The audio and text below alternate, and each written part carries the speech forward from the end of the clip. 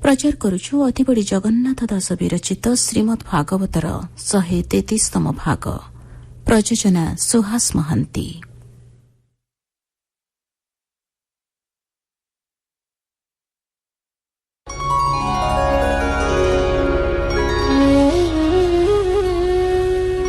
नारायणं नमस्कृत्य नरं चैव नरोत्तमं देवीं सरस्वतीं व्यासं ततो जयमुदीरयेत्।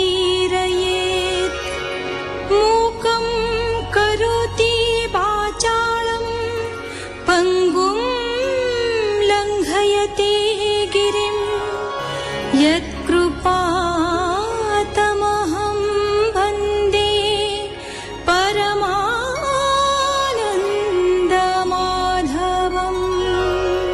सप्तम अध्याय ठारू चतुर्दश अध्याय पर्यंत 8टी अध्याय श्री सुखदेव ऋषभपुत्र महाभागवत भरतଙ୍କ 3ଟି जन्मर घटनावली उपस्थापन करिसंती। प्रथम जन्मरे राजा, द्वितीय जन्मरे से मृगजनी प्राप्त, तृतीय ब्राह्मण जड़ भरत। राजा जन्मरे से राजोचित धर्म पालन करी प्रजा पालिचंती। दिनो दिन तांकर भगवत भक्ति बढ़िछि। पुत्र मानक मध्यरे धन संपत्ति विभाग करिदी से सन्यास अवलंबन पूर्वक पुलहाश्रम को जाइछंती। सेठरे तांकर मृगजनी प्राप्ति घटिछि।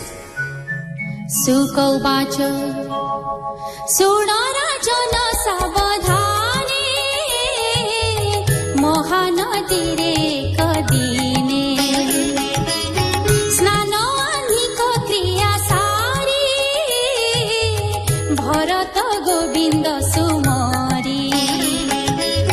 3 मुहूर्त जले रही एकांते विष्णु को भजाई।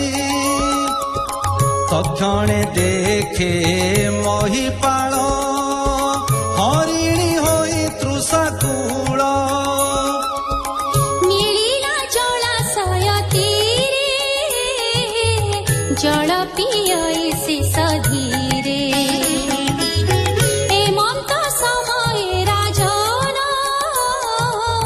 सुभिला सिंहर गर्जन। डेइला मृगेन्द्र भୟରେ पଳାଏ ଅତି ଦୂରାନ୍ତରେ। ସେ ମୃଗ ବଧୂ ଯେ ଗର୍ଭିଣୀ ଜଳ ପିଅନ୍ତେ ଛନ୍ନ ପୁଣି।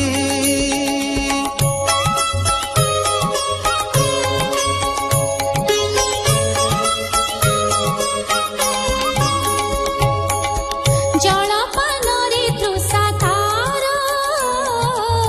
पूर्ण नहिला नृपवर। चारि दिगरे से नयन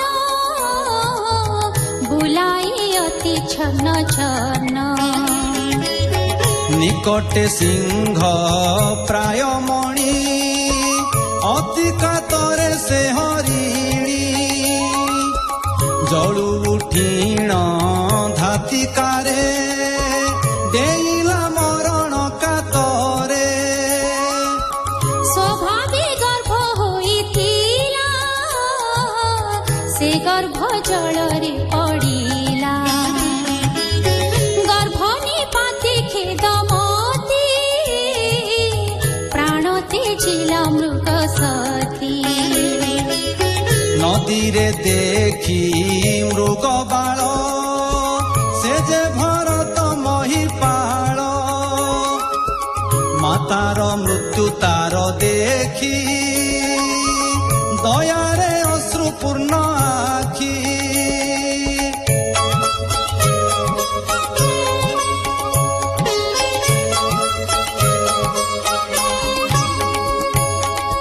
चित्ते आकुल नृपवर प्रवेश बालक पासर। मृगानंदन घेनी करे आश्रमे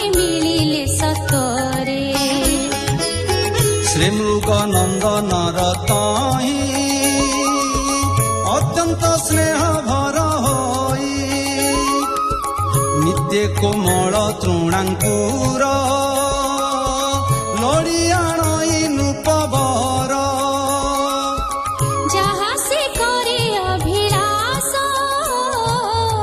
ତା ଦେଇ କରେ ମନ ତୋଷ ତା ସେବା ନିରତି କରଇ ମାୟାରେ ମତି ଭ୍ରମ ହୋଇ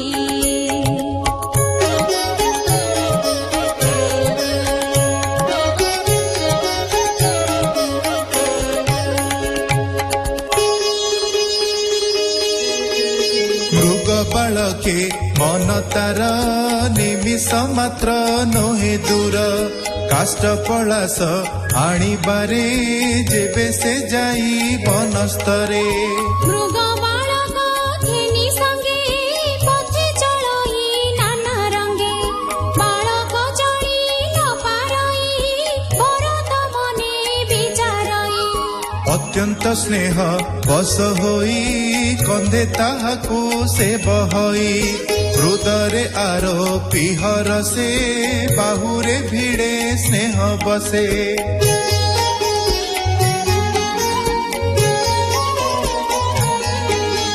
ସ୍ନାନ ଭୋଜନ ବେଳେ ତାର କ୍ଷଣେହୀନ କରେ ଅନ୍ତର ଏଥି ଉତାରେ କିଛି ଦିନେ ମୃଗ ଶାବକ ଗଲା ବନେ ସେ ଅବସରେ ନୃପବର ନ ଦେଖି ମୃଗର କୁମର ଅସ୍ଥିରେ ତାହାକୁ ଲୋଡ଼ଇ ପୁଣି ସେ ଯେ ବେଟି ଦେଖଇ ଚଞ୍ଚଳ ଚିତ୍ତ ସ୍ଥିର କରେ ଆଶିଷ ବାଞ୍ଛଇ ତାହାରେ ହେ ବତ୍ସ ମୋହର କଲ୍ୟାଣ ଶୁଭ କରନ୍ତୁ ନାରାୟଣ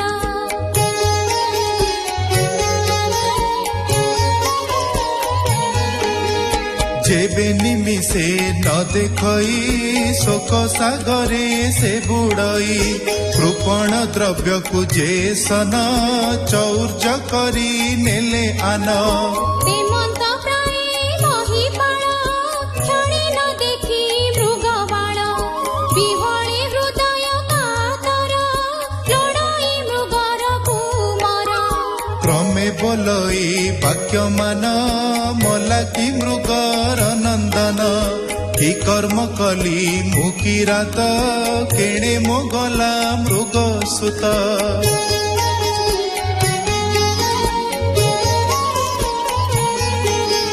ମୃଗ ବାଳକ ସୁକଲ୍ୟାଣୀ ଚରୁକି ଥିବ ଉପବନେ ପ୍ରଭୁ କି ରଖିଥିବେ ତାରେ ଦେଖିବି ନୟନ ଗୋଚରେ କିୟ ବା ମୃଗ ବାଳେ ମୋର ଭଖିଲେ ଶୃଗାଳ କୁକୁର ରବିର ହସ୍ତ କାଳ ହୋଇ ମୋ ମୃଗ ସୁତ ନଦୀ ସଇ ସୋକିଆ କୂଳ ମୋର ଦେହି କେଡ଼େ ହି ମୃଗ ବାଳ ନାହିଁ ସେ ସର୍ବ ସୁଖ ଦୂର ହେଲା ମୃଗକୁ ମୋର କେଡ଼େ ଗଲା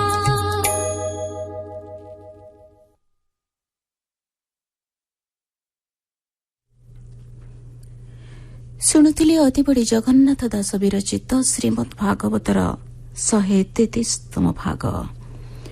ଏହି ଭାଗରେ କଣ୍ଠଦାନ କରିଥିଲେ ଦୁଃଖୀଶ୍ୟାମ ତ୍ରିପାଠୀ, ମହାପ୍ରସାଦ କର, ମହାପାତ୍ର ମିନତି ଭଞ୍ଜ ଏବଂ ଶୈଳଭାମା ମହାପାତ୍ର।